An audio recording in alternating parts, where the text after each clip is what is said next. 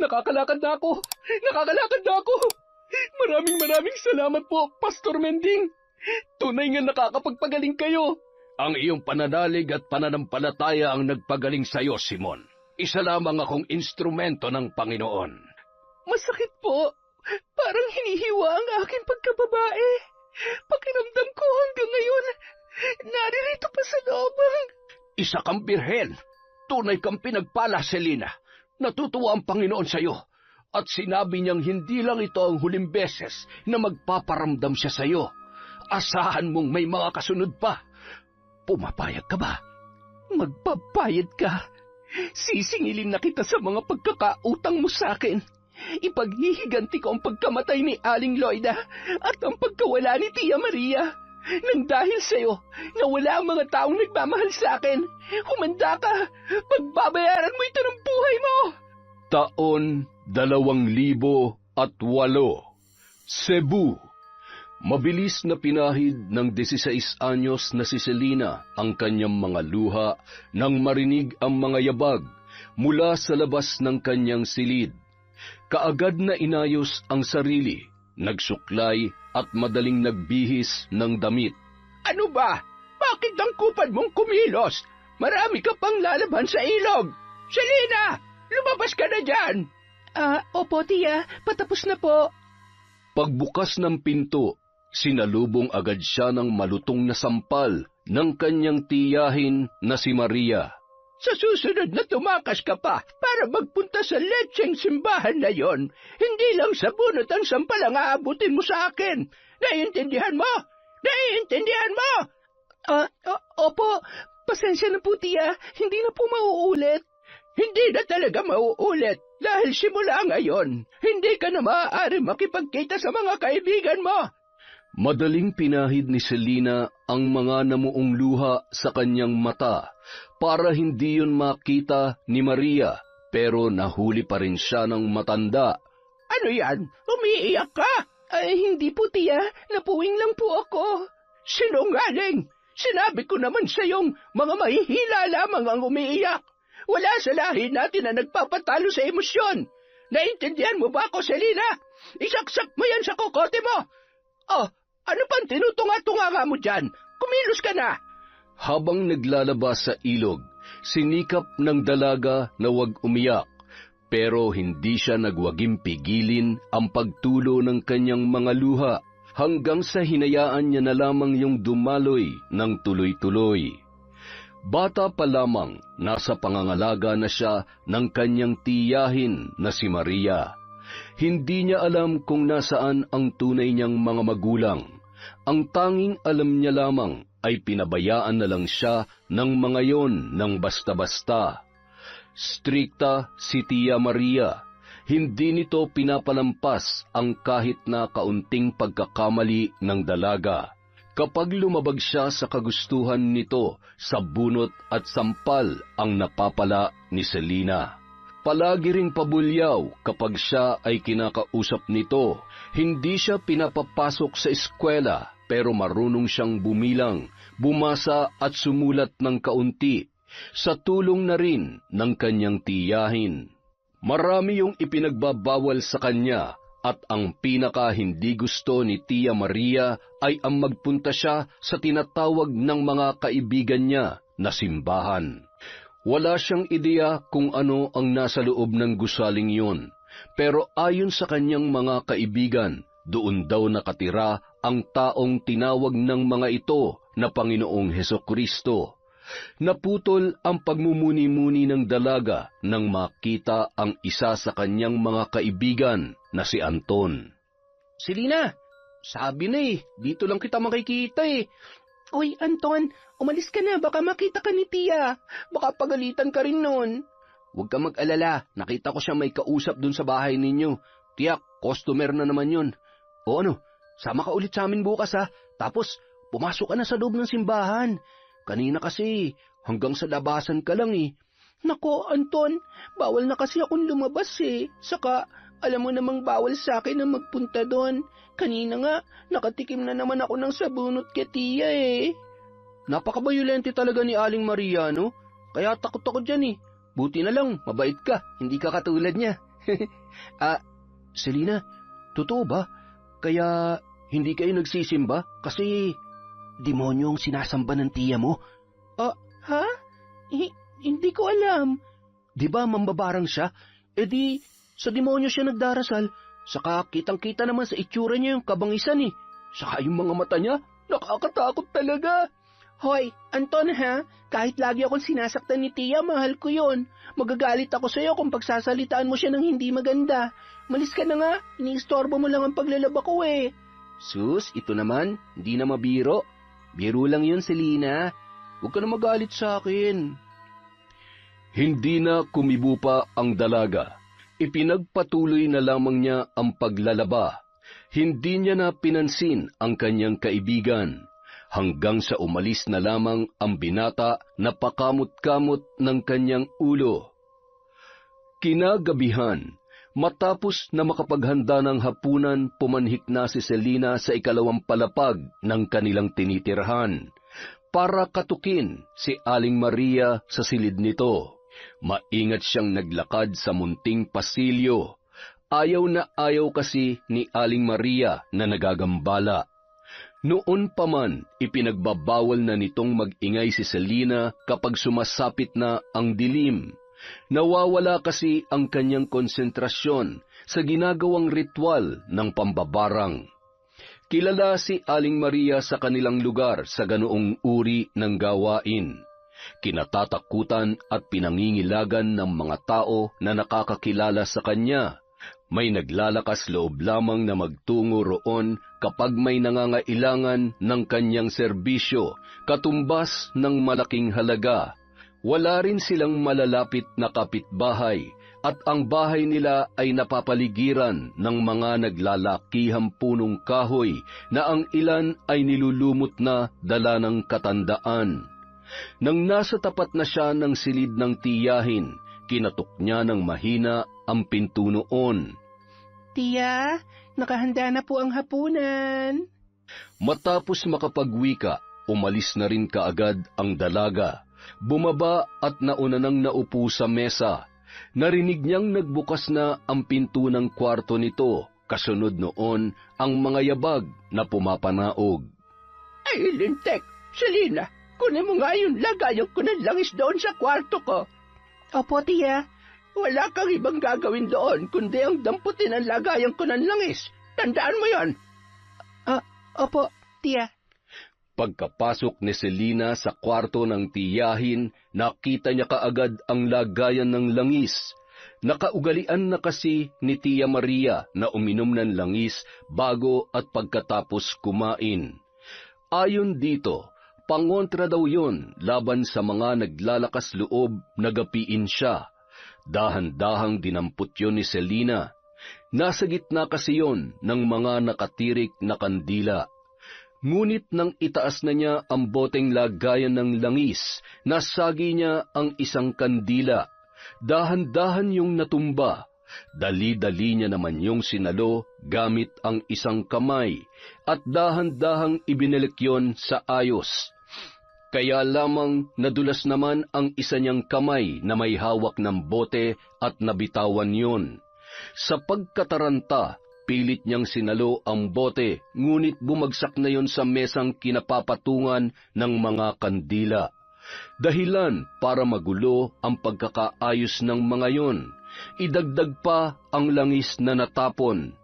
Ano bang ingay yan, Selina? Mabilis na umakyat ang matanda. Sa pagkakita sa mga nagkalat na gamit, galit na sinabunutan niya ang kanyang pamangkin. Ay, lintik! Ang tanga-tanga mo talagang babae ka! Di ba sinabi ko naman sa yung lagayan lang ang damputin mo? Anong ginawa mo sa mga kagamitan ko? Tiya, hindi ko po sinasadya. Nadulas lang kasi yung kamay ko at... Gaga! Wala ka talagang kwenta! Babalik na naman ako sa uno nito! Hay! Aray! Tama na po, tiya! Masakit po! Lumayas ka! Layas! Wag kang magpapakita sa akin, Selina! Mapapatay kitang babae ka! Umalis ka na sa pamamahay ko! Nanlilisik ang mga mata ni Maria sa galit. Kinaladkad niya pa si Selina papunta sa pintuan. Sa takot ng dalaga, kaagad na siyang kumaripas ng takbo. Galit na galit si Maria. Mapulang-mapula ang mukha nito at pakiramdam ni Selina ay halos patayin na siya ng matatalim na titig ng kanyang tiyahin, pati na rin ang sabunot at sampal. Samantala, dahil walang mapuntahan, dumiretso na si Selina sa tabing ilog. Kahit natatakot sa dilim, nilabanan niya yon dahil mas takot siya sa kanyang tiyahin. Sumiksik siya sa malalaking bato at doon na rin siya nakatulog. Kinabukasan, 5:00 ng madaling araw, nagtungo na sa ilog si Loida, ang tiyahin ni Anton, para maglaba. Kasalukuyang inaayos ng babae ang mga labahin nang mapansin ang natutulog na si Selina habang nakayakap sa malaking bato. Ay, ano kayang ginagawa ng batang ito rito? Selina! Selina, gising! Kayo po pala, Aling Loida? Akala ko si Tia na. Bakit? Tinakasan mo na ba si Aling Maria? Pinalayas niya po ako. Galit na galit po siya sa akin. Ganoon ba? Ano ba naging kasalanan mo? Hindi ko naman po kasi sinadyang magulo yung mga gamit niya. Aksidenteng nasagi ko kasi yung mga ano. Gusto mo bang sumama muna sa akin? Tutal, pinalayas ka na ni Aling Maria. Baka gusto mong sumama na lamang sa akin. Talaga po? Sige po, pero baka magalit siya sa inyo, Aling Loida. Huwag ka na mag-alala. Ako nang bahala doon. Tatapusin ko lang tong mga labahin ko para makauwi na tayo. Sige po, tutulungan ko na po kayo. Nasa sentro ng baryo ang bahay ni Loida, malayo sa tinitirhan ni Aling Maria. Hindi kalakihan ang bahay nito. Sapat lang din sa 2 katao ang mga gamit na naroroon.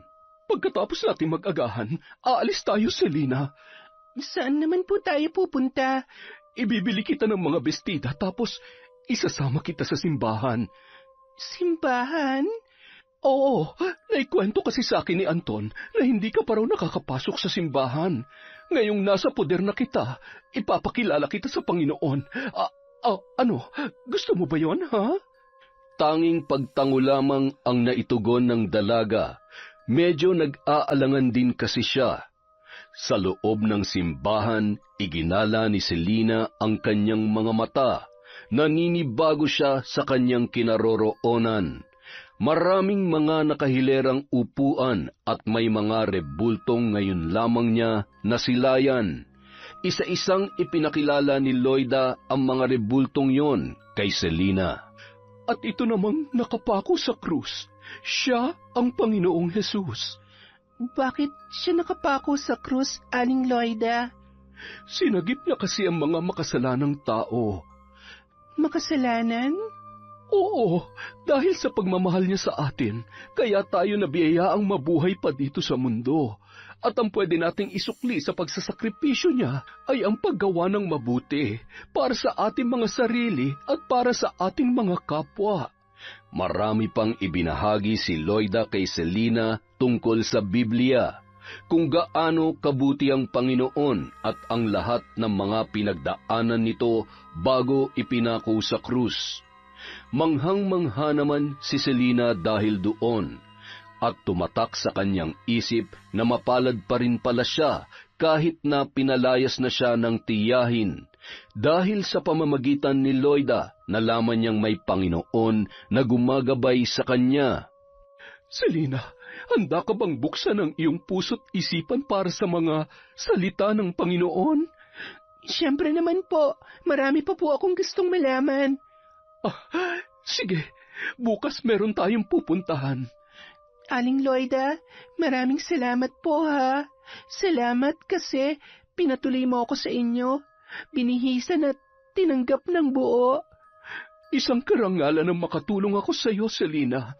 Bilang alagad ng Panginoon, ginagawa ko lamang ang nararapat at yun ay ang sagipin ka. Kinabukasan, Dinala ni Loida si Selina sa isang munting kapilya sa kabilang lungsod. Marami namang tao ang naroroon na at naghihintay. Mga kasama, ipinakikilala ko sa inyo si Selina. Narito siya para makinig sa mga salita ng Panginoon. Palakpakan natin siya. Masigabong palakpakan ang inalay ng mga kasamahan ni Loida kay Selina. Binati siya ng mga ito at nginitian. Pakiramdam ng dalaga ay napaka-importante niya. Hindi siya magkamayaw sa pakikipagkamay sa mga taong naroroon. Subalit natigil ang kanyang pakikipagbatian nang biglang may dumating na isang lalaki. Nakasaklay yun at nahihirapan sa paglakad. Kapansin-pansin din ang mga pawis nitong butil-butil. Nabalitaan kong darating dito si Kamending ngayong araw. Kaya naman, naglakas loob akong magpunta. Naparito ako para humingi ng tulong sa kanya. Marami na akong doktor na nilapitan pero hindi nila ako mapagaling. Alam ko, siya lamang ang tanging makakatulong sa akin. Bumaling ang tingin ng lahat sa lalaking nagsasalita. Ako rin. Naniniwala ako mapapagaling kanya, binata. Manalig ka lamang at ikay kanya matutulungan. Hindi ba mga kasama? Halos lahat ng naroroon ay sumang-ayon na nagbigay ng maaliwalas na pagmumuka sa lalaki. Aling Loida, sino po si Kamending na sinasabi niya? Siyang pastor dito, Selina. Maya-maya ay darating na siya at makikilala mo. Makalipas ang ilang minutong paghihintay, nagkagulo ang lahat sa pagdating ng isang lalaking mahigit 50 anyos na ang edad. May mangilan-ngilan ng puting buhok ang ulo nito. Simple lang kung manamit, may tungkod at maraming kwintas na nakasabit sa kanyang leeg na mayroong iba't ibang hugis ang palawit. Magandang umaga mga kasama. Pasensya na at natagalan ako. Kamending, nakikiusap po ako. Pagalingin niyo po ako. Anong pangalan mo, iho? Ako po si Simon, nakatira sa Karatig Bayan. Binata pa po ako at nagtataglay ng karamdaman na hindi malunasan ng mga doktor. Lumpo po ako na ilang taon nang umaasa sa aking saklay. Alam mo, Simon, hindi naman akong nakakapagpagaling, kundi ang iyong pananalig at pananampalataya sa Panginoon. Nananalig po ako sa inyo, Kamending. Ang buong pananalig ko ay nasa inyo, aking Panginoon. Kung ganon, susubukan kong makakaya ko. Nilapitan ng matanda si Simon na nooy nakatayo at inaalalayan ng saklay. Hinawakan niya ang ulo ng binata pati ang balikat nito habang mayroong ibinubulong-bulong. Simon, nangangako ka bang buhat ngayon ay iaalay mo ang iyong buhay sa kanya? Opo, Kamending. 100% ko pong iaalay. Sa paghawak ni Kamending sa nakaangat na tuhod ni Simon, napapikit naman ang binata na parang nasasaktan. Hinawakan ni Kamending ang mga palawit ng kanyang kwintas. Bumulong ulit siya at pinadantay ulit sa tuhod ni Simon ang kanyang kamay. Mariin niyang pinisil-pisil ang tuhod ng binata at pagkuway nagwika. Simula sa araw na ito, hindi mo nakakailanganin ang bagay na ito. Marahan niyang kinuha ang saklay ni Simon. Agad naman humawak sa kanyang balikat ang binata. Sige na, Simon. Ipakita mo sa amin ang sagradong tungkod ng Panginoon. Inalalayan ni Kamending si Simon. Dahan-dahang pinalakad at nang makahakbang na ng ilang ulit ang binata ay binitiwan na siya ng naturang pastor. Nag-aalangan pang humakbang si Simon, subalit nginitian siya ng matanda na parabang nagsasabi na kayang-kaya niya yung gawin. Nakakalakad na ako! Nakakalakad na ako! Maraming salamat po, Pastor. Tunay ngang nakakapagpagaling kayo. Ang iyong pananalig at pananampalataya nagpagaling sa iyo, Simon. Isa lamang akong instrumento. Nagsisigaw sa tuwa ang binata. Hindi pa rin ito makapaniwala na sa wakas ay nakakalakad na siya. Manghang-mangha namang pumalakpak si Selina. Napahanga siya ng husto sa mga nasaksihan at sa kakayahan ni Kamending. Sa pagpapatuloy ng araw na yon, nagbahagi ng mga salita ng Diyos si Kamending. Ang lahat ng mga ibinahagi nito ay pinaniwalaan ni Selina at ng lahat ng mga taong naroroon sa pagtitipon. May mga nagbahagi rin ng kani-kanilang mga naging karanasan bago napasok sa grupong yon, at kung paano nabago ang kani-kanilang buhay nang makilala si Kamending. Maging si Lola Loida ay ibinida ang mga saloobin pagkatapos na mapasama sa grupong yon. Masaya kong marinig ang mga positibong mensahe mula sa inyo, mga kapatid. Sa susunod na linggo, may mahalaga kong i-aanunsyo. At sumapit na nga ang nasabing araw. Ang lahat ay matyagang naghintay kay Kamending. Si Simon ay naroroong muli, gaya ng pangako nitong laging dadalo sa kanilang mga pagtitipon. Maraming haka-haka ang mga naroroon. Ang iba ay nag-iisip na baka masamang balita ang sasabihin ni Kamending. Natigil ang kanilang mga bulong-bulungan nang makita ang maaliwalas na muka ng kanilang pinuno. Mga kapatid, ang mundo ngayon ay nababalot ng kasamaan. Mga sakim ang namamalakad sa batas. Mga maiitim na budhi ang makikita mo sa bawat sulok ng bansa. Tayong mga mahihirap ay kanilang ginigipit.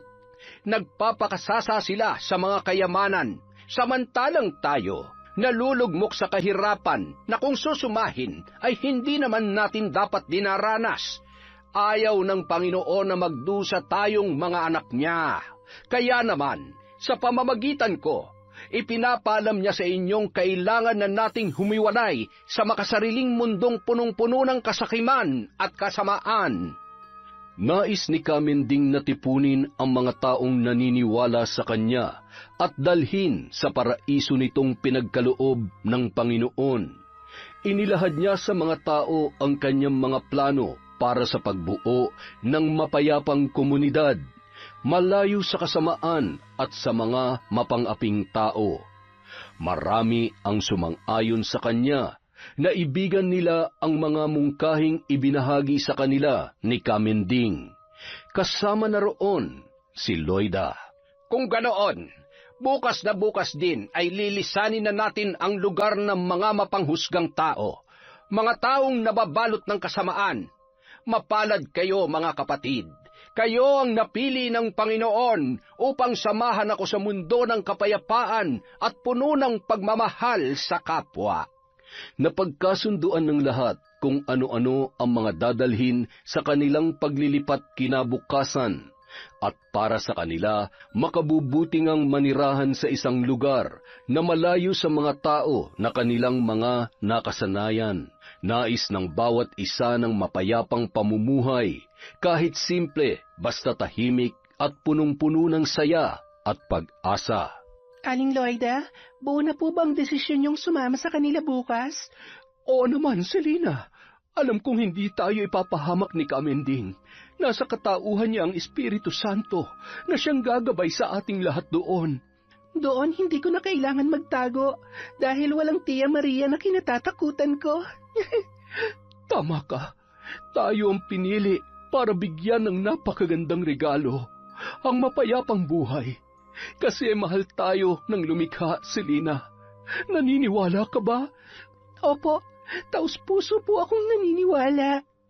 Dala ang ilang mga personal na gamit. Nagtungo sina Loida at Selina sa lugar kung saan sila magtatagpong mga tagasunod ni Kamending. Mga kapatid, matagal ko nang ipinatayo ang mga kubong masisilungan natin. Dito tayo bubuo ng sagradong komunidad. Magtatanim tayo ng mga gulay at prutas, mais, palay at kung ano-ano pang mga pananim na mapapakinabangan natin. Ang lugar na ito ay pupunuin natin ng mga makabuluhang bagay at bubuhayin natin ang mga salita ng Diyos. Amen? Amen! Sa loob ng kagubatang yun, naramdaman ni Selina ang pagmamahal na hindi niya nakita sa tiyahin niyang si Maria. Ang bawat isa ay may paggalang sa kapwa at mayroong pagmamahal. Araw-araw mayroon silang nilalaan na oras para pag-aralan at pagnilayan ang mga salita ng Diyos bago magtungo sa kani-kanilang mga trabaho. Nabuo ang isang payapa at may pangunawang komunidad sa pamamagitan nilang mga naniniwala kay Kamending. Sa ilang buwang paninirahan doon ni Selina, naging malapit na magkaibigan sila ni Simon. Alam mo, Selina, mula nung pinagaling ako ni Kamending, hindi ko na hinangad pa na mawala sa tabi niya. Pakiramdam ko, parang may tali nang nagdudugtong sa amin. Kaya kong ialay ang buhay ko para kay Kamending. Ako rin naman po, Kuya Simon. Malaki ang tiwala ko sa kanya at saka dito ko lang naramdaman ang kapayapaan. Kung hindi ko nakilala si Aling Loida, siguro napariwara na ako. Masarap magmahal ang Panginoong Diyos. Walang kapalit, walang kapantay. Sa pamamagitan ni Kamending, nararamdaman natin ang presensya ng Espiritu Santo. Natatamasa natin ang kabanalan. Dapat lang nating ialay ang ating mga buhay sa Kanya. Tama po kayo, Kuya Simon. Nakakintal na sa isipan ni Selina na sumasanib nga kay Kamending ang Diyos. Gaya ng lagi nitong sinasabi sa tuwing mayroong napapagaling na mga karamdaman, ang puso niya ay nagpupugay sa kinikilalang Panginoon. Ako ay instrumento lamang. Ginagamit niya lamang ang katawan kong ito sa tuwing may mga bagay siyang nais na bigyang katuparan. Pagkatapos noon ay kusa nang babalik ang aking kaluluwa sa aking katawan. Naniniwala naman ang lahat ng kanyang mga nasasakupan dahil silang lahat mismo ay ilang beses nang nakasaksi sa ginawang himala ni Kamending.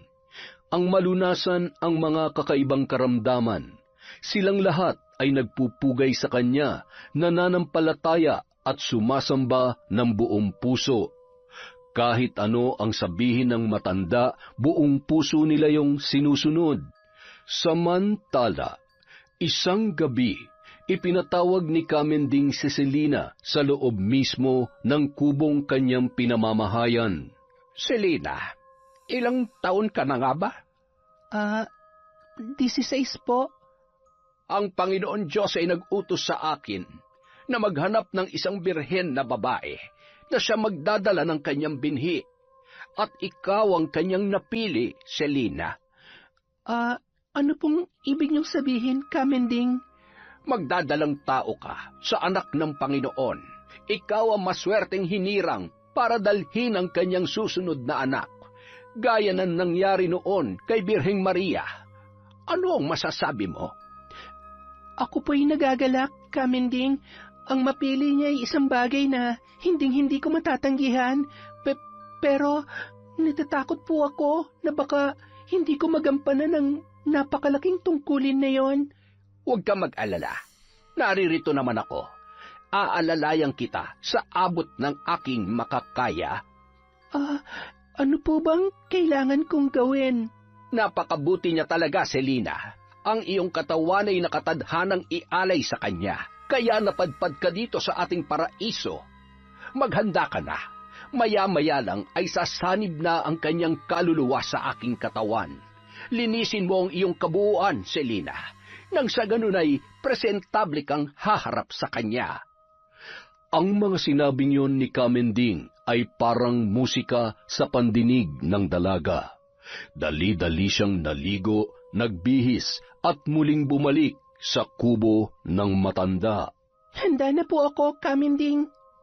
Napangisi naman ng matanda at hinagod ng tingin ang mabangong dalaga. Lihim siyang napalunok, halatang sabik na sabik sa katawan ni Selina. Humiga ka na. Hintayin mo ang kanyang pagdating. Sinunod naman ng dalaga ang sinabing yon ng matanda. Ilang minuto pa, bumalik na si Kamending. Wala nang saplot ang katawan at lumapit sa dalaga.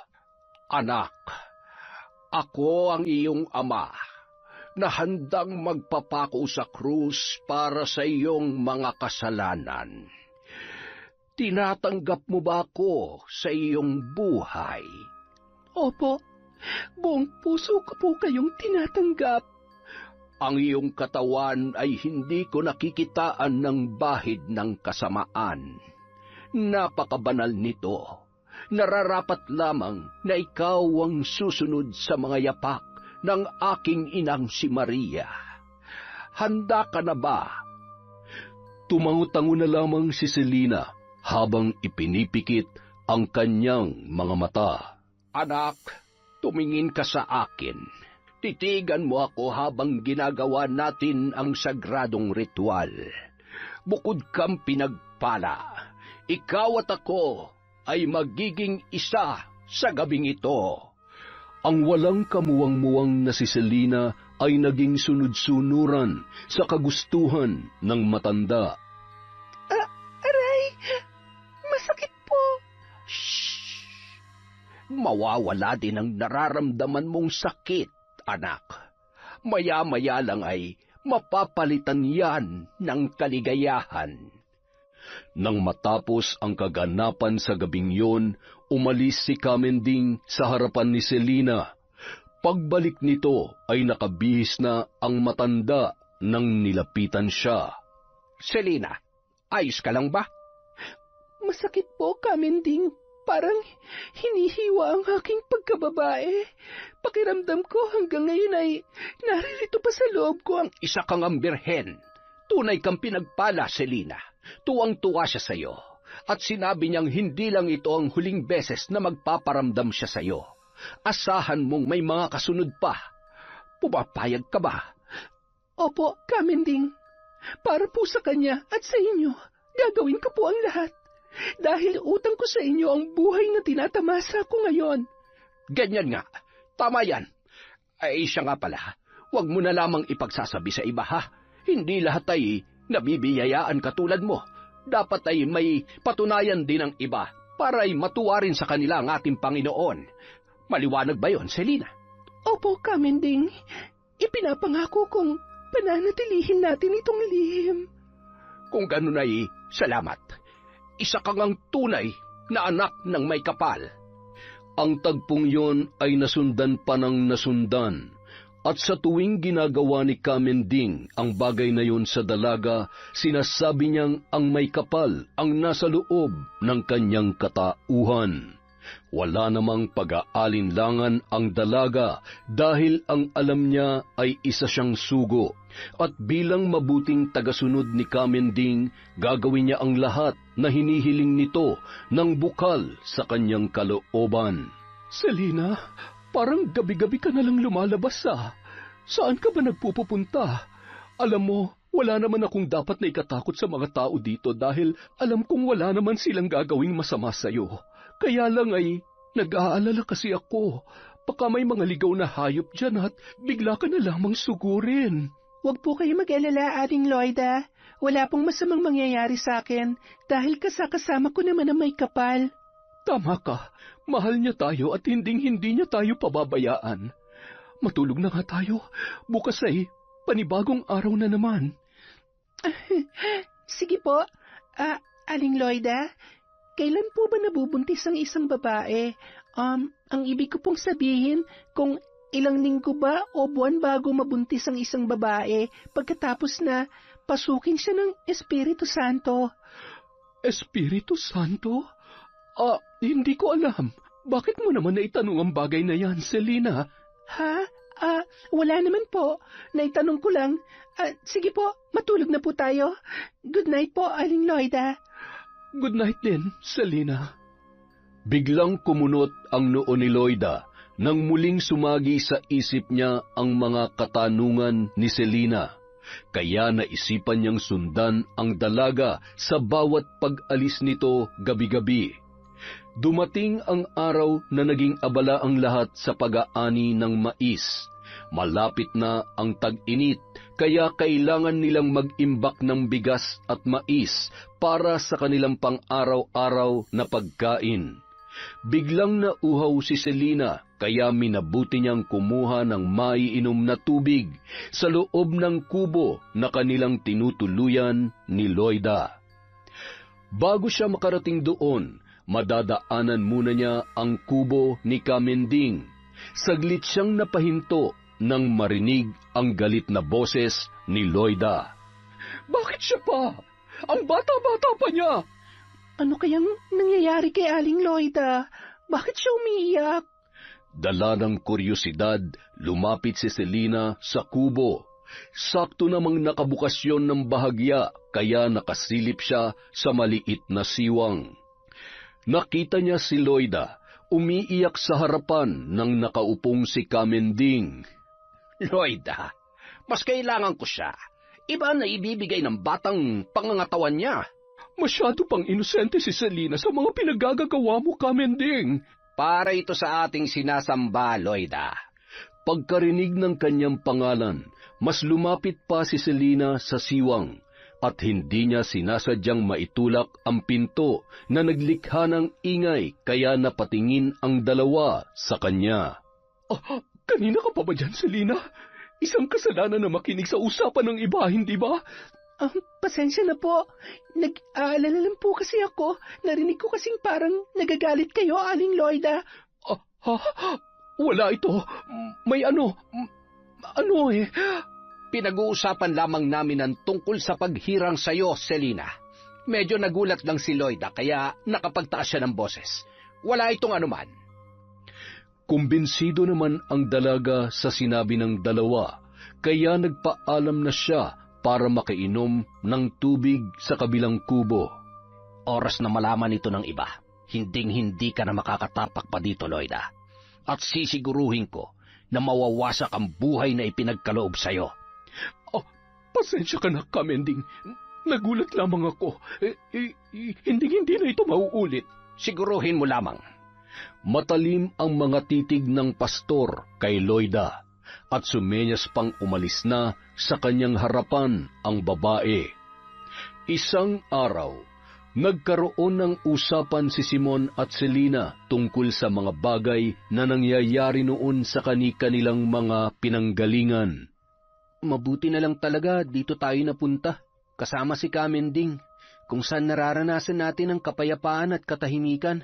Naku, marami mga krimen nang nangyayari sa labas. Nagkalat ang mga magnanakaw, mamamatay tao, tsaka mga rapist. Rapist? Ano yung rapist, Kuya Simon? Masasamang tao din sila.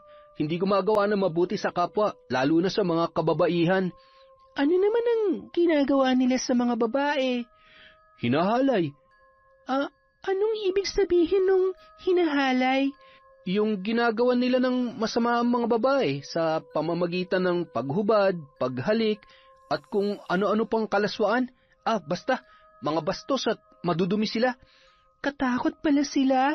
Mabuti na lang talaga at nakilala ko si Aling Loida. Nasagip niya ako sa magulong mundo. Alam mo ba, pupunta akong bayan sa susunod na araw. May bibilhin kasi akong mga gamit para sa pagsasaka. Baka may gusto kang ipabili. Bibilhin ko para sa'yo. Pwede ba akong sumama, Kuya Simon? Alam mo namang mga piling lalaki lang ang pwedeng lumabas, di ba? Siyempre, hindi ka pwedeng sumama. Kapag ginawa mo yun, lalabag ka sa utos ng Panginoon at makakatanggap ka ng parusa. Nako, sayang naman. Namimiss ko nang sumakay ng jeep eh. Sanayin mo na ang sarili mong kalimutan ang mga bagay na nakalakihan mo. Iba na ang mundong ginagalawan natin ngayon. Saka, hindi naman tayo pinababayaan dito. Wala ka ng rason para lisanin pa ang lugar na ito, hindi ba? Kinagabihan, muling ipinatawag ni Kamending si Selina. Nang gabing yun, hindi niya ginalaw ang dalaga. Gamit ang mga salitang banal kuno, binasbasan niya si Selina. Pinangaralan at pinaniwalang kasangkapan umano ang dalaga ng may kapal at ang kabuuan nito ay para lamang sa lumikha na walang iba kundi siya rin lang. Dahil nasa katauhan niya ang kaluluwa ng tinatawag nilang may kapal. Sa paglabas ng dalaga sa kubo ng matanda, nagpunta muna siya sa gilid noon para pitasin ang isang magandang bulaklak. Ngunit bigla niyang napansin si Loida na nagmamadaling pumasok doon. Hindi niya mapigilan ang sariling sundan ng tingin ang babae. Hindi man niya natitiyak, subalit nakikitaan niya Nang matinding determinasyon ang Ale, pakiramdam niya ay may kailangan siyang malaman. Ilang araw na rin niyang napapansin ang pagiging balisa nito na kapag tinatanong niya ay laging wala ang sinasagot sa kanya. Madilim ang buong paligid, kaya walang makakakita sa kanya na umaaligid sa kubo ni Kamending. Alam niyang isang pagkakamali ang makiusyoso roon, subalit hindi niya mapigil ang sariling makinig sa usapan ng dalawa. Habang idinidikit niya ang tenga sa dingding ng kubo at ang kanyang mga mata ay nakasilip sa munting siwang na sawali. Ayoko na, Kamending. Ilang araw ko din itong pinag-isipan at ngayon, buo na ang desisyon ko. Ano na naman bang kalokohan ang pumapasok sa isip mo, Loida?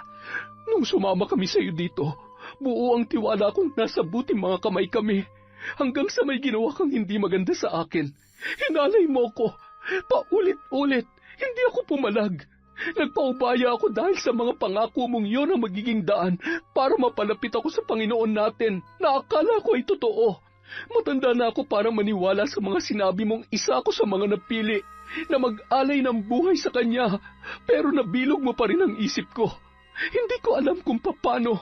Dahil naniniwala kang ako at ang Panginoon ay iisa, na siya namang totoo dahil sa iyong pananalig, Loida. Oo, marahil ay ganoon nga. Pero nung malaman kong pati ang inosenteng si Selina ay pinaikot mo sa mga palad mo, nagdalawang isip na ako kung totoo ka ba talaga o hindi. Naawa ako sa bata. Sinasamantala mo ang pagiging inosente niya. Hindi ko na naaatim ang mga ginagawa mong pangahalay sa kanya. Isang malakas na sampal ang ibinigay ni Kamending kay Loida, pero hindi nagpatinag ang babae. Matapang pa rin itong nakipagtagisan ng tingin sa matandang lalaki. Napadpad si Selina dito dahil sa akin. Ako na ang tumatayong nanay niya. Hindi ako makakapayag na paulit-ulit niyang maranasan ang kawalang hiyaan mo. Ilalayo ko siya sa iyo sa isang huwad na kagaya mo. Tumahimik ka. Wala kang karapatang pagsalitaan ako ng ganyan. Makakatanggap ka ng kaparusahan dahil sa iyong kapangasan. Walang hiya! Bakit? Masakit bang marinig ang katotohanan? Hindi ko alam kung paano mo kami napapaikot sa iyong mga palad. Marahil ay dahil dyan sa mga suot mong anting-anting, o hindi kaya ay sa mga salita mong kaibig-ibig. Pero namulat na ang mga mata ko, hindi ikaw ang tagapagligtas. Hindi ka dapat sinasamba dahil isa kang huwad. Sinungaling! Muling umigkas ang mga kamay ni Kamending at dumapo yun sa magkabilang pisngi ni Loida. Napadaing ang babae at tumulo ang dugo mula sa magkabila niyang ilong. Kaagad na dinakma ni Kamending ang leeg ng babae at mariin niyong sinakal. Lahat ng nangangas na sirain ako ay napupunta sa impyerno! Pilit na nagpumiglas ang babae, ngunit sadyang malakas si Kamending. Pilit siyang nanlaban, subalit wala siyang nagawa dahil hindi na niya nakayanan pang kalasin ang mga kamay nitong mahigpit na sumasakal sa kanya. Habol hininga, nagawa pang kalmutin ni Loida ang braso ng matanda. Nagkasugat yon dulot ng mahahaba niyang kuko. Mas lalong sumiklab ang galit ng matanda. Marahas na ibinalya siya nito sa isang sulok, hawak-hawak pa rin ang kanyang leeg. Impit na napapadaing si Loida habang ang kamay ng matanda ay mahigpit na nakasakal sa kanya. Habang tumatagal, padiin yon ng padiin. Ilang sandali pa, unti-unti na siyang nangisay, hanggang sa tuluyan na siyang bumigay at nawalan ng buhay. Sa isang banda, mahigpit na tinakpan ni Selina ang kanyang bibig sa pamamagitan ng kanyang mga kamay. Nag-uunahan naman sa pagtulo ang kanyang mga luha. Narinig niya ang lahat. Naging malinaw na sa kanyang isip na ang ginagawa ni Kamending ay hindi makatarungan. Kitang-kita niya ang mga pangyayari. Nais niyang humingi ng tulong, subalit takot siyang gumawa ng kahit na anumang ingay. Sa narinig sa mga sinabi ni Loida, parang natauhan si Selina. Hindi niya palubusang nauunawaan ang lahat, ngunit alam niyang mas mapapahamak pa siya kung magtatagal siya roon sa puder ni Kamending at sa mga kasapi ng kulto. Kaagad siyang umayos ng tayo para tumakbo, pero natisod siya at napasandal sa sawali na naglikha ng kaunting tunog. Nakuha naman ang pansin ni Kamending ng mga kaluskos na kanyang nilikha, dahilan upang maningkit ang mga mata nito. Sino yan? Mabilis namang nabitiwan ng matanda ang lupaypay na si Loida at malakas na bumagsak yun sa sahig na kawayan. Pigil hiningang tumakbo si Selina papalayo sa lugar na yun. Tumakbo siya ng tumakbo kahit hindi niya alam kung tama ba ang tinutungong direksyon. Ang nais niya lamang ay makalayo na sa lugar na yun. Narinig niya pa ang pagsigaw ng matandang lalaki na humihingi ng tulong sa kanyang mga kasamahan. Anito, pinasok sila ng masamang tao at pinatay si Loida. Itinuro niya ang direksyon na tinatahak ni Selina. Naging alerto ang lahat at naghanda upang siya ay tugisin. Humahangos na nagkubli ang dalaga sa mga mayayabong na halaman. Nanginginig ang buo niyang katawan dahil sa takot at pangamba na baka siya ay mahuli nila. Nababatid niya na kapag nangyari yon, tiyak na matinding parusa ang ipapataw sa kanya o hindi kaya ay kamatayan. Wala siyang kasalanan pero nakakintal na sa isip ng mga kasamahan nila na siya ang pumatay kay Loida. Hindi nila siya ganun kakilala, pero dahil siya ang tumakbo papalayo, siya na ang maituturing na suspect sa pagkamatay nito. Isiniksik niya ang sarili sa mga nagtataasang talahib na nakapalibot sa isang malaking punong kahoy. Nang maramdaman ang ilang mga yabag na paparating, tanging ang sinag ng malaki at bilugang buwan lamang ang kanyang tanglaw. Kahit puno na ng galos ang kanyang mga paa dahil sa mga tuyong sanga na nadadaanan, ay hindi niya yon iniinda. Hanapin niyo! Hindi pa nakakalayo yun! Maghiwa-hiwalay tayo para mapabilis ang pagdakip natin sa nangahas na pumasok sa teritoryo natin. Muling nagkagulo sa paghahanap ang mga tagasunod ni Kamending. Kanya-kanya sa pagsuyod ng daan na posible niyang tinalunton. Nang makalayo na ang mga humahabol sa kanya, medyo nakahinga na ng maluwag si Selina. Pinagpag ang sarili at dahan-dahang gumapang sa gitna ng talahiban. Sandali, may gumagalaw dun. Tingnan natin. Kumabog ng husto ang dibdib ni Selina. Pakiramdam niya ay inuunat ang kanyang mga tenga dahil sa matinding kaba. Huminto siya sa paggapang at niyakap ng mahigpit ang sarili sa kamariing pumikit. Sige, habulin niyo! Mas lalo pang nangilabot ang dalaga. Akala niya ay siya na ang nakita ng mga ito. Nang mapansing nagkakagulo ang mga yon dahil sa isang malaking sawa, ay nagmadali na siyang tumakas doon. Humahangos at palinga-linga si Selina habang binabagtas ang kakahuyan. Hindi niya na matandaan ang daan palabas, kaya kung saan-saan na siya nagsuot.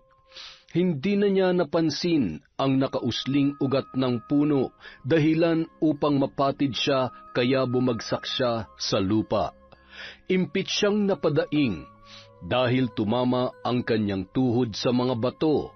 Nahirapan siyang tumayong muli dahil pakiramdam niya ay parang nadurog ang buto niya sa tuhod. Nang tuluyan ng makatayo, naupo siya sa ibabaw ng bato. Mabilis niyang pinunit ang laylayan ng kanyang bestida para ibalot ang namamaga niyang tuhod. Hindi na niya naririnig ang mga boses ng mga taong tumutugis sa kanya. Hindi na rin niya nararamdaman ang mga yabag ng mga yon. Napabugas siya ng hangin at pilit na tumayo. Kahit nasasaktan, kinaya yon ng dalaga. Naglakad siya hanggang sa napadako sa nagkukrus na daan. Nalilito na siya kung alin sa dalawa ang tatahakin, hanggang sa narinig na naman niya ang mga boses ng mga naghahanap sa kanya. Sa kanyang paglingon ay nakita niya ang liwanag mula sa mga sulo na daladala ng mga kalalakihan. Muli siyang nilukuban ng pag-aalala. Akmang babaybayin niya na ang nasa kaliwang daanan nang may biglang humablot sa kanya. Saan ka pupunta? Nagpumigla si Selina nang makita si Simon. Seryoso ang anyo nito, nakakikitaan ng matinding determinasyon na siya ay mahuli. Bitiwan mo ako! Selina, huwag mo sabihing ikaw ang hinahabol namin. Pakiusap, Kuya Simon, pakawalan mo na ako. Hindi akong pumatay kay Aling Loida. Si Kamending, siya ang pumatay, kitang-kita ko. Sinungaling! Pinagsamantalahan niya ako. Pinaniwala sa mga huwad niyang salita. Ako naman, paniwalang-paniwala. Pero natauhan na ako, Kuya Simon. Ayoko na. Please, hayaan mo na akong umalis dito. Hindi totoo yan. Sinungaling ka. Humahagulgol ang dalaga. Tila napako naman sa kinatatayuan ang lalaki. Alam kong mahirap paniwalaan dahil nakuha niya na ng lubusan ng loob at isip mo. Pero nagsasabi ako ng totoo. Akmang tatakbo na sana ang dalaga papalayo nang biglang hinabol siya ni Simon. Mabilis ang pagtakbo ng lalaki dahilan upang siya ay maabutan. Kuya Simon, bitawan mo ako! Sandali! Hindi dyan ang daan palabas. Doon sa kabila. Huwag na huwag kang hihinto sa pagtakbo hanggat hindi ka nakakalabas dito. Naintindihan mo ba ako, Selina? Sige na, kilos na, bago ko pa nila maabutan. Salamat, Kuya Simon. Bilisan mo na, dali! Takbo! Kahit nahihirapan sa sumasakit na tuhod, pinili pa ring tumakbo ng dalaga sa daang itinuro ni Simon. Naulinigan niya pa ang pagsigaw nito sa kanyang mga kasamahan. Wala siya rito! Habang patuloy sa pag-iyak, sinikap ni Selina na makalabas sa kakahuyan. Ilang ulit siyang nadapa pero kaagad din siyang bumabangon. Sinunod niya ang bilin ni Simon na huwag hihinto sa pagtakbo. Malayo na ang kanyang narating nang magsimula siyang makaramdam ng kaba. Naging pamilyar kasi ang nasa kanyang paligid. Bigla siyang huminto at nagpalinga-linga. Napahagulhol na lamang siya nang mapagtanto na nasa loob pa rin siya ng kanilang kuta. Akmang babalik na sana siya sa pinanggalingan nang mabangga sa isang bulto ng tao. Isang malutong na halakhak ang kanyang narinig, kasabay ang paghila sa kanyang braso. Mga kapatid, nasa katauhan ni Selina ang isang masamang espiritu. Kailangan mapalis natin ito bago niya tuluyang masakop ang katawan ng kaawa-awang dalagita. Binalot ng takot si Selina. Napapaligiran na siya ng mga tagasunod ni Kamending. Hinanap ng kanyang mga mata si Simon at nakita niyang nakatayo ito habang nakangising nakatunghay sa kanya. Tulungan niyo akong maigapos itong katawan ni Selina para maisagawa natin ang pagpapalaya sa masamang espiritong nananahan sa kanya. Bitiwan niyo ako! Para niyo ng awa! Patayin niyo na lang ako! Patayin niyo na ako! Mukhang matigas ang espiritong nasa loob ni Selina. Tingnan niyo at nagpupumiglas pa. Pinagtulungan ng mga tagasunod na igapos si Selina sa isang punong kahoy. Ang iba naman ay gumawa ng siga para maging mas maliwanag ang paligid. Pinadipa ang dalaga habang paulit-ulit na pinaghahampas ni Kamending gamit ang isang baging. Kung sino ka mang masamang espiritong sumasakop sa katawan ng dalagang ito, pakawalan mo na siya! Lubayan mo si Selina!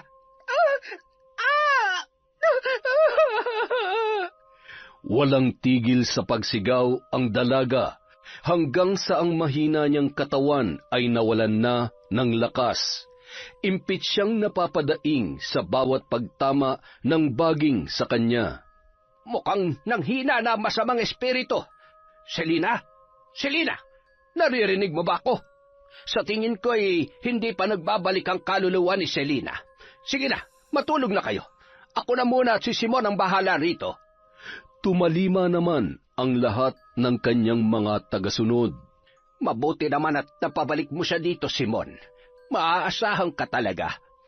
Siyempre naman, Tay. Kayo lang naman ang walang bilib sa akin eh. Siguraduhin mong mababantayan niyang maigi. Baka mabulilyaso pa ang mga plano natin at baka malantad pa ang pagpapanggap natin kapag nakatakas ang babaeng yan. Kung tapusin na kaya natin siya ngayon, Tay? Huwag muna. Gusto kong sa harap ng mga kasamahan natin siya malalagutan ng hininga para mapaniwala natin silang hindi na nakayanan ng kanyang kaluluwa ang magbalik pa sa kanyang katawan. Ang galing niyo talagang umakting, Tay. Napaniwala mo silang lahat. Ayos na sana kaso nakialam pa si Lloyd. Tay, baka naman pwede ko rin tikman si Selina. Hindi niyo naman sinabing pinagpapasasaan niyo na pala siya. Sige, kalagam mo siya at dalhin mo sa kubo. Ngayong gabi, iyo na si Selina, anak. Ayos! Nagngingit-ngit naman sa galit si Selina. Akala niya ay simpleng tagasunod lamang si Simon. Anak pala yun ni Kaminding at kasabwat sa lahat ng mga kasinungalingan ng matanda. Buong akala pa naman niya ay tunay na napagaling ito ng matanda mula sa pagkakalumpo. Pagdating sa loob ng kubo, naging sunod-sunuran ang katawan ni Selina sa lahat ng ginawa sa kanya ni Simon. Buhay na buhay ang kanyang diwa, subalit parang lantang gulay na ang kanyang katawan na punong-puno ng pasa, kaya hindi na niya magawang manlaban pa. Kung hindi ka lang sana naging tsismosa, hindi mo sana naranasan ito. Alam mo, kailangan ko itong gawin upang hindi na kayo pamarisan. Masisira pa ang pagbabanal-banalan ko ng dahil sa pakikialam ninyo. Hindi ako mapapabagsak ng mahihinang katulad ninyo, Selina.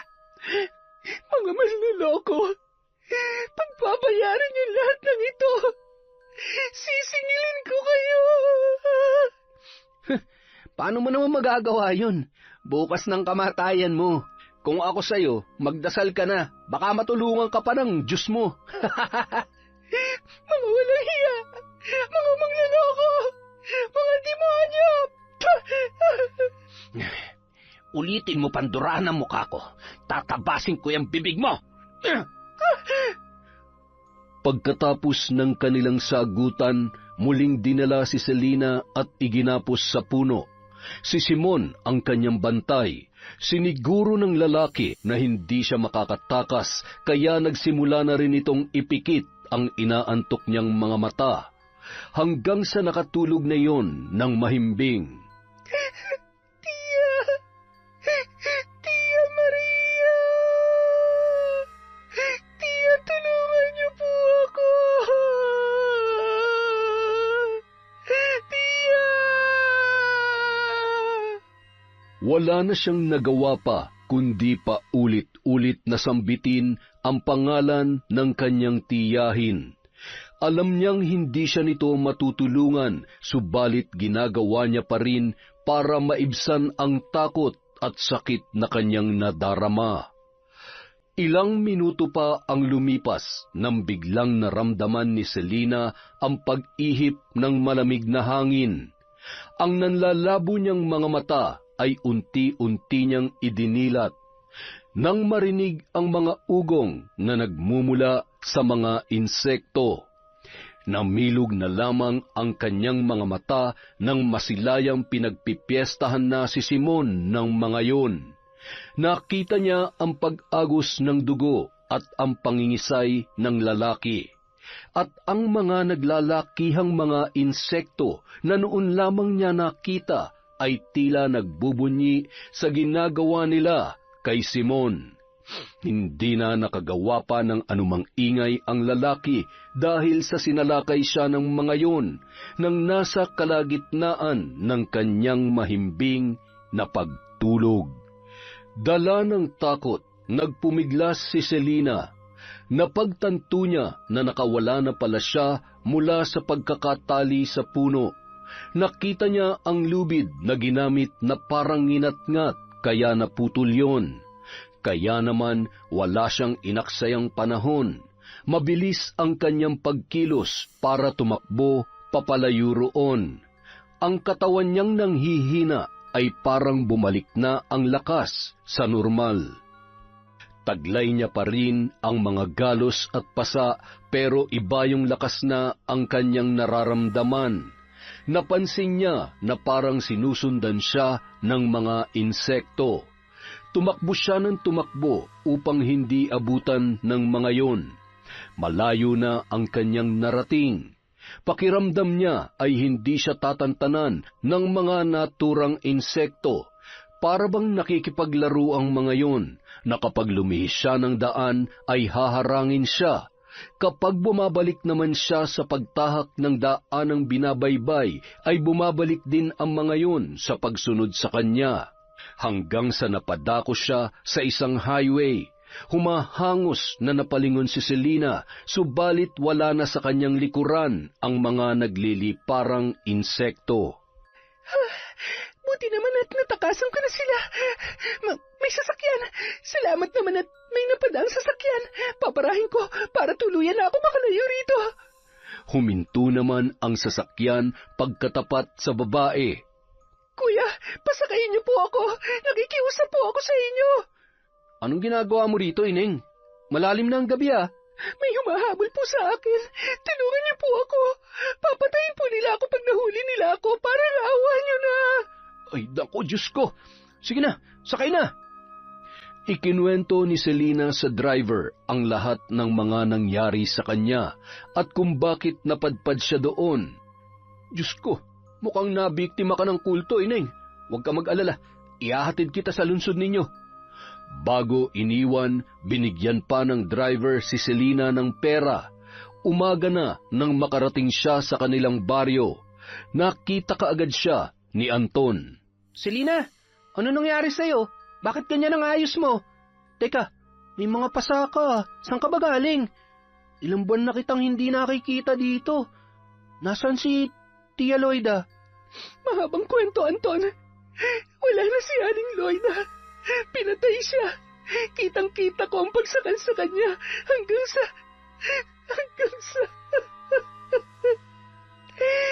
Pinatay siya ni Kamending. Sinong Kamending? Siya yung manggagamot na nagpapakalat kuno ng mga banal na salita. Isa siyang huwad, Anton. Nabiktima niya si Aling Loida. Nabiktima niya kami. Napaniwala sa kanya mga kasinungalingan at marami pa rin naniniwala at sumusunod sa kanya. Sa daming makikita ang bangkay ni Tia Loida, Selina. Kailangan malaman ito ni nanay at tatay. Napaisip saglit si Selina kung ano nga ba ang pangalan ng lugar na kinaroroonan ng kuta ng kulto.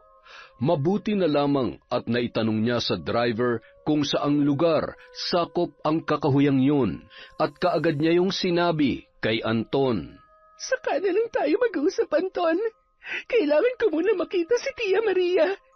Hihingi ako ng tawad sa kanya kahit na madalas niya akong saktan. Alam kong may pagmamahal pa rin siya sa akin. Namimiss ko na rin siya. Nagmamadali nang nagtungo si Selina sa pamamahay ng kanyang tiya. Ilang ulit niya itong tinawag. Makailang ulit din siyang kumatok pero walang sumasagot sa babae. Sa mariing pagtulak niya sa pinto, nagulat siya nang magbukas yun. Dali-dali na siyang pumasok subalit nanlaki ang kanyang mga mata nang tumambad sa kanya ang bangkay ni Maria.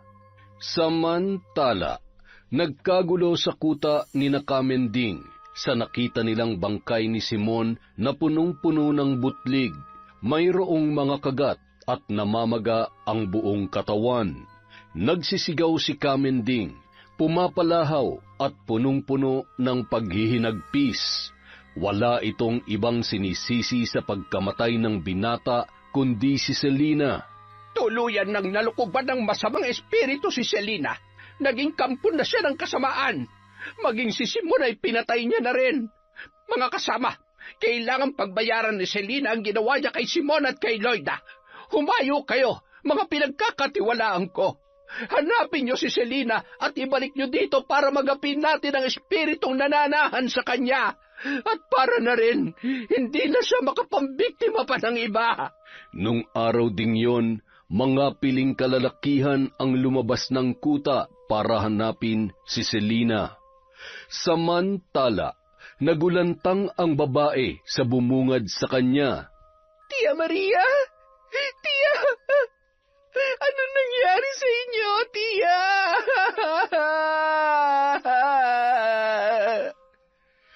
Nakahandusay ang bangkay ni Maria sa sala at ang mga kagamitan niya ay nasa ibabaw ng mesa. Nakita ni Selina roon ang mga nakatirik na kandila at ang libretong nakabukas pa. Napakunot ang noo ng dalaga nang makita ang isang nakatuping papel. Nakasulat doon ang kanyang pangalan. Binuksan niya yon at binasa ang nilalaman. Sulat yon mula sa kanyang tiyahin. Nakasaad dito kung gaano ito nangungulila sa kanya, na kahit pa pinalayas siya nito ay umaasa pa rin yon na siya ay uuwi balang araw. Humingi rin ng kapatawaran ang kanyang tiyahin dahil sa pananakit nito. Aniya, tanda lang daw yon ng pagdidisiplina niya sa dalaga. Marahas man siya, ay mahal na mahal daw niya si Selina. Isang gabi, na naginip umano ang matanda sa kanya, humihingi siya ng tulong dahil nakakaranas siya ng kalupitan. Kaya naman gumawa si Maria ng paraan para siya ay matulungan. Gumawa yon ng isang mapanganib na ritual kung saan nakipagkasundo ito sa dyablo na gumawa ng paraan upang makatakas siya sa nagbabadyang kamatayan, at ang kapalit noon ay ang buhay ni Tia Maria. Tia, patawarin niyo po ako. Kung hindi lang sana ako umalis, hindi sana kayo hantong sa ganito. Mahal ko din po kayo, Tia. Pero huli na po ang lahat para marinig niyo pa ang aking sasabihin.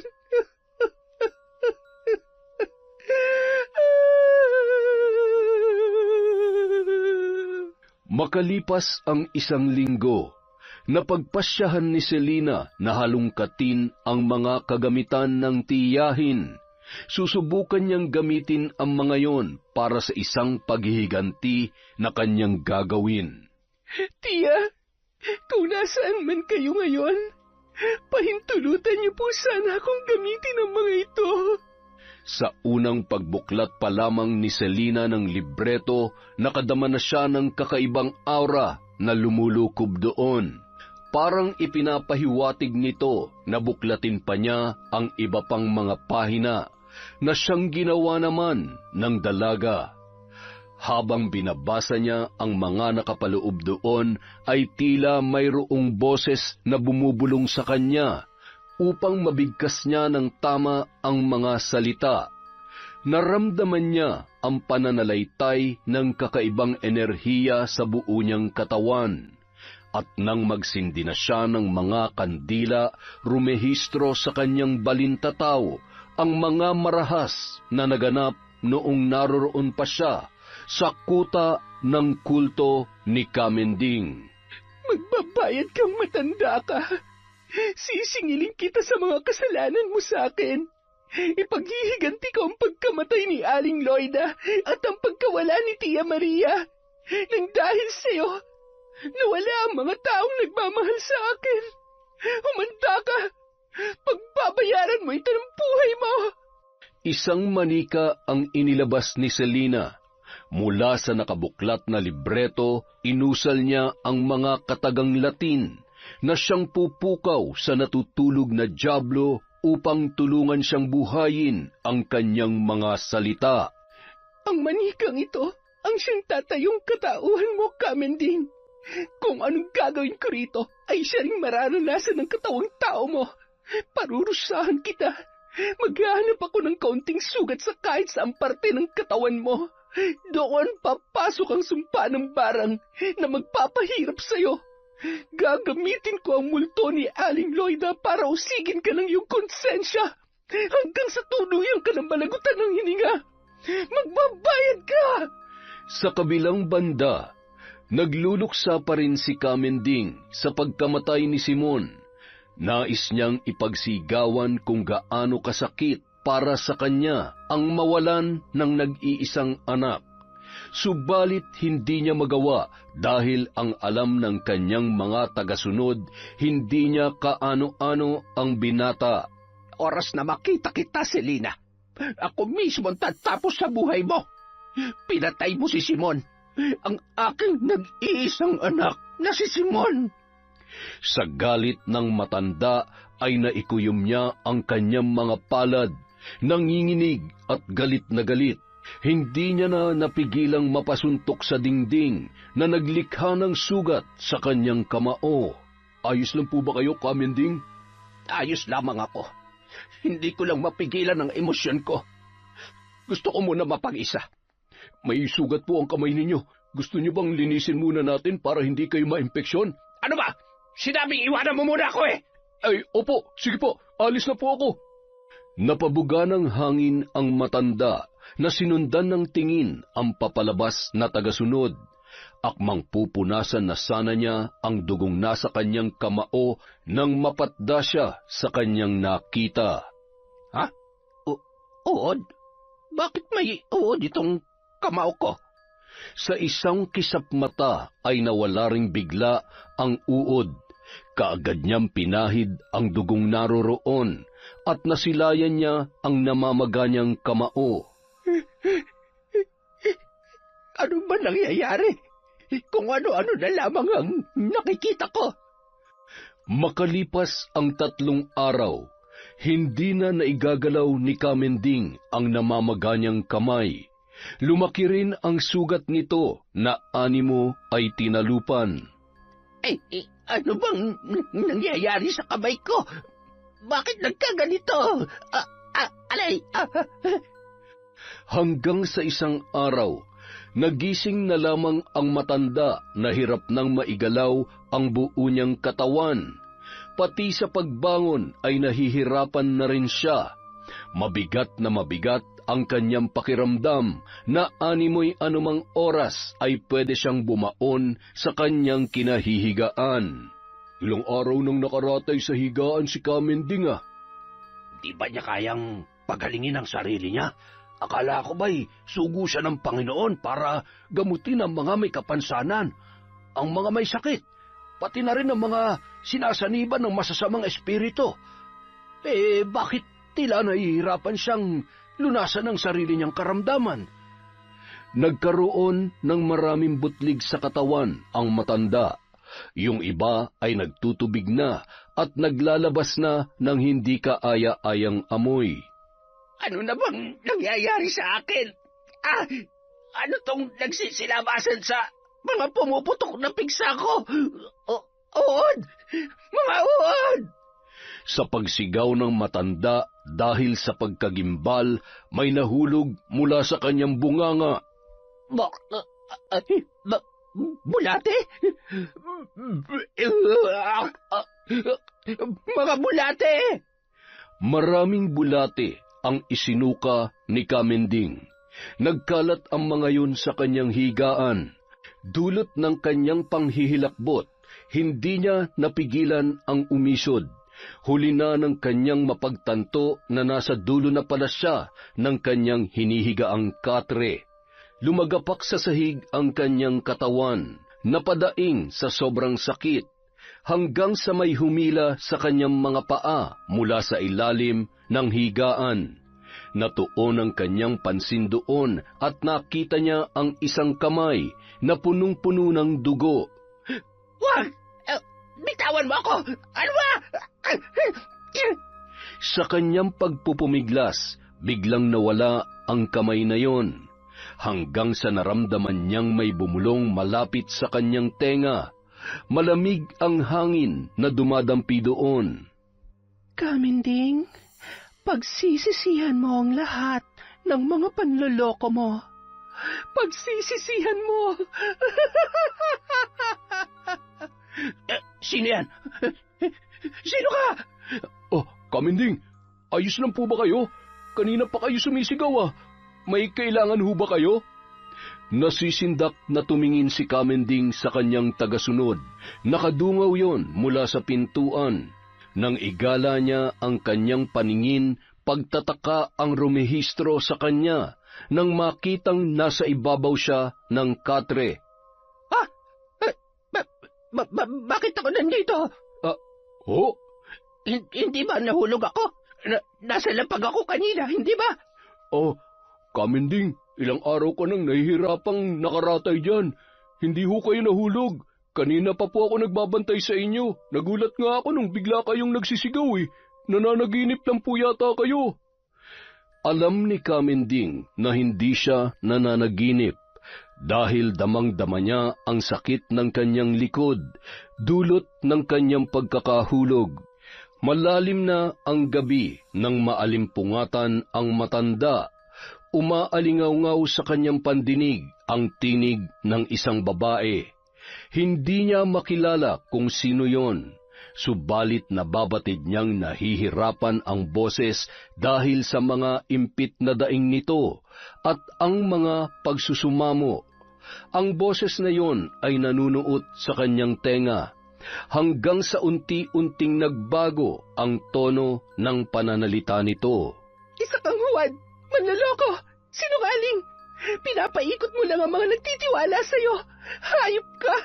Masahol ka pa sa demonyo! Papatayin kita! Mamamatay ka! Sino ka? Lubayan mo na ako! Ako si Kaminding, ang sugo ng Diyos! Isa akong pastor! Hindi ako magpapatalo sa isang masamang espiritong katulad mo! Isa kang sugo ng demonyo! Mamamatay tao! Napakawalang hiya mo! Isa kang huwad! Duwag! Ikaw ang demonyo! Lisalin mo na ang nasasakupan ko! Pinatay mo si Loida! Pinatay mo! Pinatay mo! Pinatay mo! Hindi akong pumatay kay Loida! Hindi ako! Tinig ng kanyang tagasunod na si Alma ang pumukaw sa diwa ni Kaminding. Kaminding! Nananaginip na naman po ba kayo? Panaginip? Hindi. Kanina pa ako gising. Ay, ganoon po ba? May dala kong sabaw. Humigop ho kayo para gumaan naman ang pakiramdam ninyo. Inalalayan ni Alma sa pag-upo ang matanda. Akala ko ho ay napanaginipan niyo si Loida. Narinig ko kasing nabanggit niyo ang kanyang pangalan. Naikwento pa ni Alma ang lalim ng pagkakaibigan nilang dalawa ni Loida. Wala bang nabanggit si Loida sa'yo tungkol sa mga nangyayari dito, Alma? Wala naman ho. Nabanggit niya lang minsan na kailangan na niyang iuwi si Selina. Bakit ho? Ay, wala naman. Baka kasi may napapansin na siyang kakaiba tungkol kay Selina. Hindi naman lingid sa ating kaalaman na siya ang pumatay kina Loida at Simon. Ay, pakiabot na lang ng mangkok na may sabaw, Alma. Nang iabot yon ng babae sa kanya, natakam siya sa halimuyak ng tinolang manok. Inamoy-amoy niya pa yon, akmang hihigop na sana siya na mag-iba ang anyo ng sabaw sa kanyang paningin. Nagkaroon yon ng mga uod. Buhay na buhay ang mga uod na may bahid pa ng putik. Kaagad niyang tinabig ang mangkok na bahagyang hawak ni Alma at siya ay inalalayan nito. Ilayo mo sa akin yan! Natapon ang sabaw sa tiyan ni Kaminding, dahilan upang mapangiwi siya sa sakit dulot ng pagkakapaso. Kaagad din naman niyang inalis ang kumot na nakatabon sa kanyang tiyan. Subalit nagimbal na lamang siya nang makita ang mga uod na nagsisilabasan sa kanyang mga pigsa na parami ng parami. Nagtataka naman si Alma sa inakto ng matanda. Ayos lang ho ba kayo, Kaminding? Alisin mo nga yung uod sa akin, Alma! Alisin mo! Bilisan mo! Nanlaki naman ang mga mata ng babae nang masilayan ang mga buhay na uod na nagsisilabasan sa kanyang mga sugat. Hindi magkamayaw si Alma sa pagpagpag doon, subalit hindi naman tumitigil ang paglabas ng mga uod. Mga kasama, tulungan niyo ako! Si Kamending! Kaagad namang nagtakbuhan ang iba pang mga tagasunod ng matanda upang alamin kung napano siya. Sobrang nangilabot ang lahat nang masilayan nila ang unti-unting paglobo ng tiyan nito. Habol-habol na rin ng matanda ang kanyang paghinga. Sa sulok ng kanyang mga mata ay nakikita niya si Loida. Loida? Nagulat ang lahat sa kanyang tinuran. Wala silang makitang Loida sa buong paligid. Unti-unti namang naglakad ang babae palapit sa kanya. Anong gagawin mo? Loida! Nakita na lang ng kanyang mga tagasunod ang pagsakal ni Kamending sa kanyang sariling leeg. Loida, bitiwan mo ako! Ano ba? Pinatay na kita! Pinatay na kita! Ang kubo ni Kamending ay napuno ng mga bulong-bulungan ng kanyang mga tagasunod.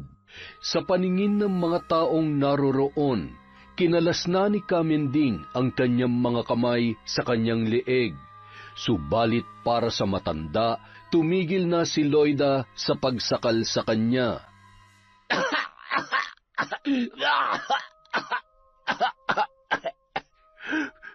Kamending, ipaliwanag mo sa amin ang aming narinig. Ikaw ang pumatay kay Loida? Sandali! Makinig kayo sa akin! Ibig sabihin, hindi si Selena ang pumatay sa kaibigan ko, kundi ikaw? Bakit? Bakit mo nagawa yun sa kanya? Dahil isa siyang huwad na pastor. Nagpapanggap lang siya para tratuhin niyo siyang Panginoon, para manalig kayo sa kanya at manampalataya. Niloloko niya lang kayong lahat para sa personal niyang motibo. Ang lahat ay napalingon sa galit na si Anton. Kasama ang mga magulang at ilang mga pulis, tinungo nila ang kuta ng kulto para alamin ang totoo at para makuha ang bangkay ni Loida. At alam ko na may masama ka rin ginawa kay Selena. Buhat nang dumating siya sa amin, nag-iba na siya. Hindi na siya lumalabas sa kanila. Mukhang nagtatago. Sabihin mo, anong ginawa mo sa kanya? Muling napuno ng bulong-bulungan ang mga taong naniniwala kay Kamending, na sa ngayon ay nagdadalawang isip na kung patuloy pa ba silang magpapaloko sa matanda. Kamending, sumagot ka! Ipagtanggol mo ang sarili mo! Magpaliwanag ka sa amin, Kamending! Tila nakulong na si Kamending sa mga pangyayari. Biglang sumikdo ang kakaibang kirot na nagmumula sa kaibuturan ng kanyang tiyan. Napahiyaw siya ng malakas, hanggang sa ang lumolobo niyang tiyan ay umaalon-alon na. Pabilis ng pabilis ang tila pagkalug noon. Napaubo si Kamending. Napamulagat ang kanyang mga mata dahil sa tindi ng kirot na nananalasa sa kanya. Idagdag pa ang mga bulong na biglang nagpagulo sa kanyang isipan. Parang nakikiliti siya sa bawat pag-ihip ng malamig na hangin sa likod ng kanyang tainga. Pinatay ko si Loida dahil pakialamera siya. Nagalit siya sa akin nang malaman niya ang pangahalay ko kay Selena. Ano? Masaya na kayo? Patatahimikin niyo na ba ako? Kinalaw mo si Selena? Napakabata niya pa para matikman ang kalupitan mo. Akala ko ay ako lang ang ginagalaw mo. Pati pa pala siya. Hayop ka. Wala kang puso. Pinaniwala mo kami sa mga kasinungalingan mo. Ang dapat sa iyo ay mabulok sa bilangguan. Muling napahiyaw ang matandang lalaki. Namimilipit sa sakit na kumakalikot sa kanyang tiyan, hanggang sa ang lumobo niyang tiyan ay naging payapa na. Biglang humupa ang mga nagsisigalawan sa loob noon. Medyo nakahinga na ang naturang matanda, subalit muling umalon-alon yon. Ano aray ka!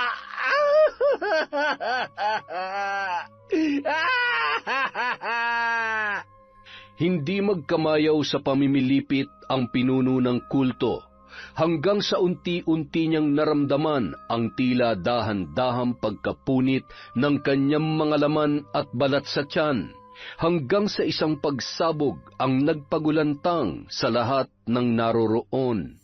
Kitang-kita ng lahat ng mga nakasaksi ang pagputok ng kanyang lumulobong tiyan, at nagsilabasan doon ang mga buhay na mga insekto na naliligo sa kanyang dugo.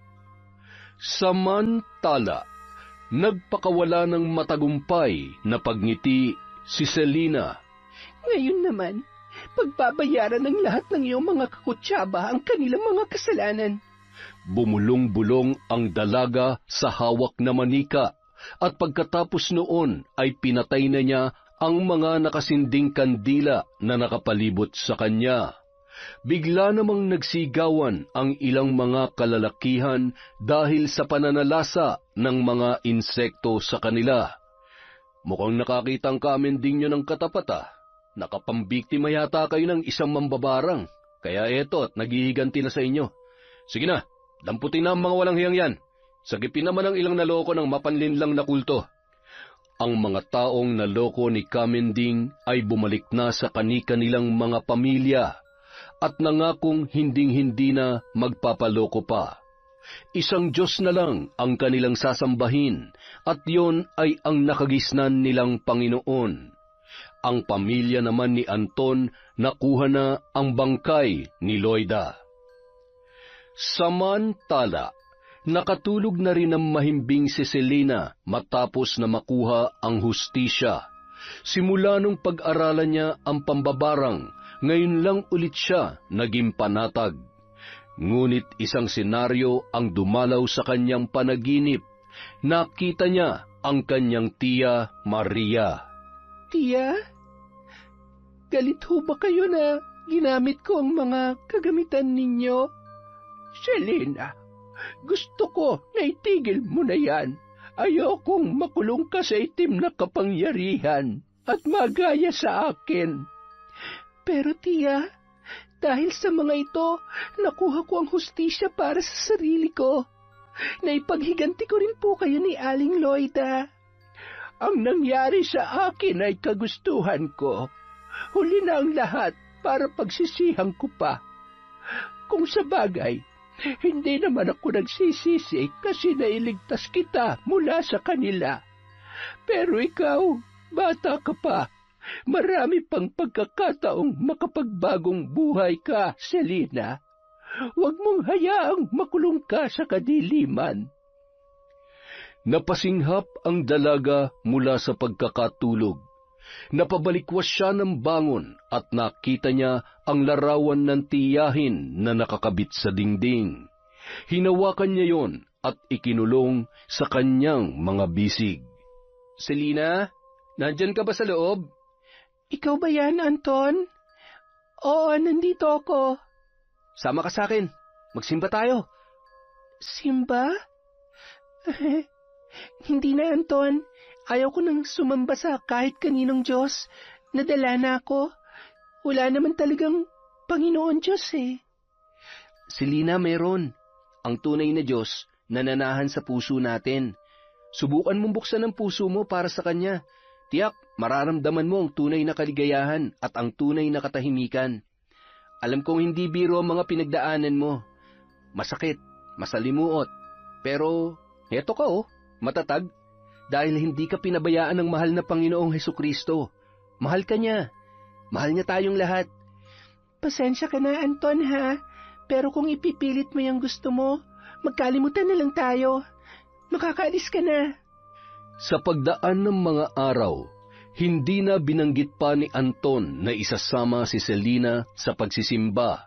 Iginalang niya ang pasya nito, subalit patuloy pa rin siya sa pagbabahagi ng mga papuri sa tunay na Panginoon ng simbahang Katoliko.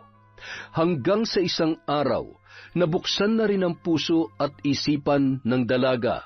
Siya na mismo ang nagyaya kay Anton na dalhin siya sa simbahan.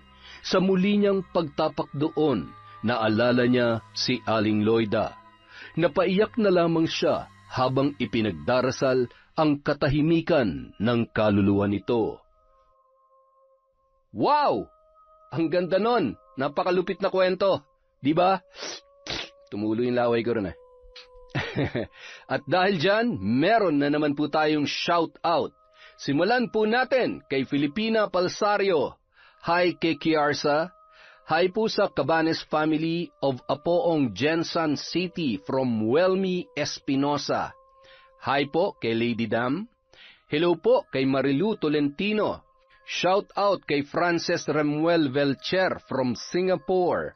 Kay Rochelle Prias of Cardona Rizal o Rochelle Prias. Kay Belen Malbas. Shout out po kay Cataleja Soto. Kay Amy Viray, Richel Pongase, kay Maylin Banicio Canja. Hi kay Beth F8J, kay Jariel Gaudia, kay Irma Lorente. Hi kay Linlin de los Reyes from Dalig, Balayan, Batangas. Hello po kay Sally Roldan, kay Minnie Kitty, kay Imelda Pascua, kay KMM from Hong Kong, kay Marjorie De Quilla, kay Lourdes Grace Garde. Hi po kay Sara Diocaris. Hello po kay Lydia Lopez, kay Raquel Hasegawa, kay Amy Yong, sa Cabral family from Estela da Silva. Hello po kay Ramil Fariolin. Hi kay Monica Nieves, kay Janet Cisneros. Hello kay Marites Nalika, kay Lord Queen OFW Vlog. I Love Traveled, Mami from Doha, Qatar. Kay Richard Canino from Chantal Penero. Hi kay Genevieve Virtuoso, kay Giza Nicole from Cubao. Kay Vicky Abut. Hi po kay Roberto Christine Garce, kay Pastor Lugod Cabales family, kay Mea Espiritu, kay Alma Naong, sa lahat ng Filipino laboratory staff ng Princess Margaret Hospital sa Bahamas. Hi po kay Maura from Kuwait, kay MHR Lin. Hello po kay Mami Flordelisa Esorio from Kel Rodis. Hi kay Michelle, kay Terry from Guimaras. Hello po kay Chris Alcantara, kay Christy Gaitan, kay Rachel Sevilla, kay Aaron, Christine, Angelo, Mims, Maisy, Divine, Mama Gina, Tito Danny, Connie, Junie, Jonel, Junjun, from Cataleja Soto. Hello po kay Lenny Batayola. Shout out kay Edgardo Fontanilla, kay Olive Odell from Iloilo. Hello kay Danilo Katigan, kay Elusive Tactics, kay Riza Joy Deloso. Hi kay Len TV2, kay Cristiane Moncada, kay Jonah de los Reyes. Hello kay Josephine Dordas from Patrick Dordas. At syempre kay Trico Dust Animation. Para po sa mga hindi pa nabanggit, marami pa po tayong susunod na videos. Maraming salamat po mula sa Kwentong Enteng.